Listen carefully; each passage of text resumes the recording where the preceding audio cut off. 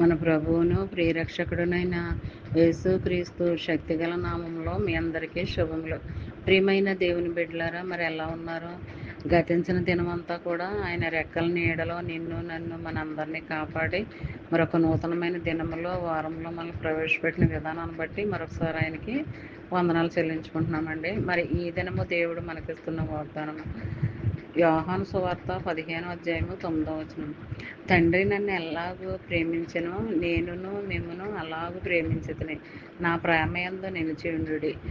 మరి ఇందులో ఏముందంటే, మనము తండ్రిని ఎలాగైతే ప్రేమిస్తున్నామో అలాగే శారీరకమైన ఈ భూలోక సంబంధమైన తండ్రిని మనం ఎలాగైతే ప్రేమిస్తున్నామో అలాగే మనము కూడా ఆయన్ని మనల్ని సృష్టించిన ఆ యెహోవా దేవుణ్ణి మనం ప్రేమించాలి, ఆరాధించాలి, పూజించాలి.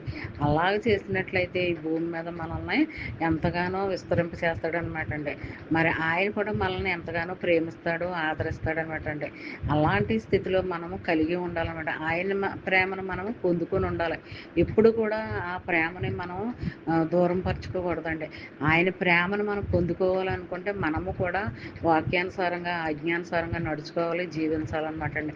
అలా జీవించి నడుచుకున్నట్లయితే మరి ఆయన దగ్గర నుంచి ప్రేమను పొందుకుంటాం. ఆ ప్రేమను నువ్వు పొందుకున్నావంటే ఒకసారి ఆయన దగ్గర నుంచి ఆశీర్వాదాలు ఇప్పబడతాయంటే మరి ఎప్పటికీ ఆగవండి. అలా అంచెలంచెలుగా అలా పొందుకుంటూనే ఉంటాం అనమాట అండి.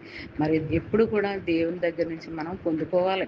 మరి నీ జ్ఞానం బట్టి, ఈలోక సంబంధమైన నీకు ఉన్నతమైన స్థితిని బట్టి నువ్వేదో చేసేయాలి, సాధించేయాలి అని అనుకుంటే అది మరి నీ మరి అది సాతానుకు సంబంధించిన ఆలోచన అనమాట అండి. అది ఆ ఆలోచన దేవునికి ఎంతగానో మరి మంచిది కాదు. అది దేవునికి విరుద్ధం అనమాట అండి. మరి అలాగ ఉండకుండా దేవుని దగ్గర నుంచి మరి ఆలోచనలు, తలంపులు అన్నీ కూడా ఆయనవై ఉండాలి. అలాగ నువ్వు ఉన్నట్లయితే మరి దేవుడు నేను ఎంతగానో మరి ఆశీర్వదిస్తాడు. అది ఉద్యోగమైనా, వ్యాపారమైనా, విద్య అయినా, ఏదైనా సరే మరి దేవుడు ఎంతగానో అభివృద్ధి చేస్తాడనమాట అండి. అలాంటి స్థితిలో నువ్వు కలిగి ఉండాలని, మరి దేవుని దగ్గర నుంచి పొందుకొని ఉండాలని నేను ఈ వాగ్దానం ద్వారా మిమ్మల్ని హెచ్చరిస్తున్నాను అనమాట అండి. మరి ఈ చిన్న వాగ్దానం నీ ఫ్రెండ్స్ సర్కిల్లో పంపండి. అలా పంపడం వల్ల చదివిన వారు దీవించబడతారు, మీరు ఆశీర్వదించబడతారు. ఇలాంటి దీవెన ఆశీర్వాదమైన వాగ్దానాలు దినదినము పొందుకోవాలని, మరి దేవుని చేత ఆదరించబడాలని, ప్రేమింపబడాలని కోరుకుంటూ ఆమేన్. God bless you.